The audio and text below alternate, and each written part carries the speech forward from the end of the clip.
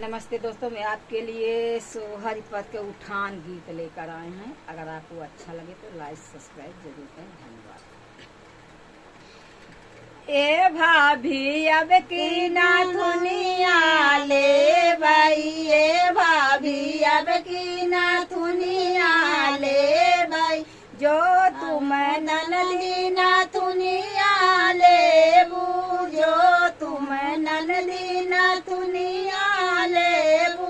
ए ननदी अब तुहका ना बलाऊ भाई, ए ननदी अब तुहका ना बलाऊ भाई, ए भाभी अब की ना दुनिया ले भाई, ए भाभी अब की ना दुनिया ले भाई, जो तुम भाभी हम काना बोलाऊ,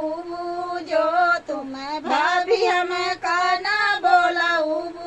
ए भाभी बिना बलाए चली आऊ भाई, ए भाभी बिना चलाए चली आऊ भाई, ए भाभी अब की ना दुनिया ले भाई, ए भाभी अब की ना दुनिया ले भाई, जो तुम ननदी बिन बलाए चली आऊ बू, जो तुम ननदी बिन बलाए चली आऊ बू। ए ननदी रहिया में कांटा बिछाऊ भाई, ए ननदी रहिया में कांटा बिछाऊ भाई, ए भाभी अब की ना दुनिया ले भाई, ए भाभी अब की ना दुनिया ले भाई, जो तुम भाभी कांटा बिछाऊ,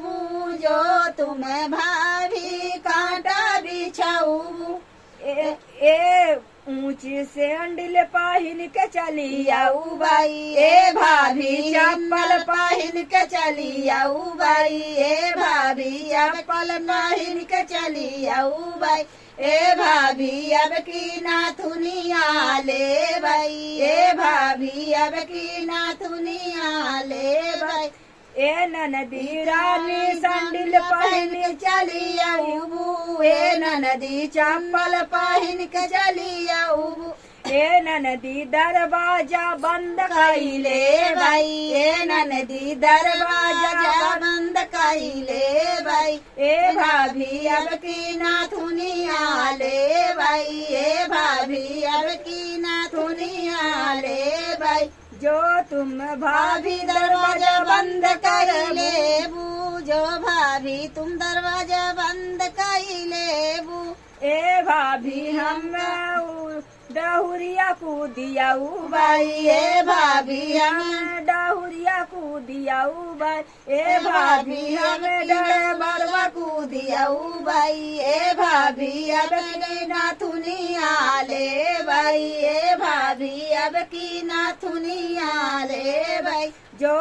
तुम ननदी डरवार कूदियाऊ, जो तुम ननदी डरवार कूदियाऊ। ए ननदी अपने नैहर चली जा भाई, ए ननदी अपने नैहर चली जा भाई, ए भाभी अब की ना दुनिया ले भाई, ए भाभी अब की ना दुनिया ले भाई, जो तुम भाभी नैहर चली जाबू, जो तुम भाभी नैहर चली जाबू। ए भाभी दूर की घर की मलकिनिया बनी जा भाई, ए भाभी घर की मलकिनिया बनी जा भाई, ए भाभी अब की ना दुनिया ले भाई, ए भाभी अब की ना दुनिया ले भाई, ए भाभी अब की ना दुनिया ले भाई, ए भाभी अब की ना दुनिया ले भाई, ए भाभी तुमका बेघर कई दे भाई, ए भाभी तुमका बेघर कई दे भाई, ए भाभी अब की ना दुनिया ले भाई, जो तुम ननदी मलकिनिया बनी जाबू, जो तुम ननदी मलकिनिया बनी जाबू। ए ननदी अब नैहर ना जा भाई, ए ननदी अब नैहर ना जा भाई, ए ननदी अब की ना दुनिया ले भाई, ए ननदी अब की ना दुनिया ले भाई।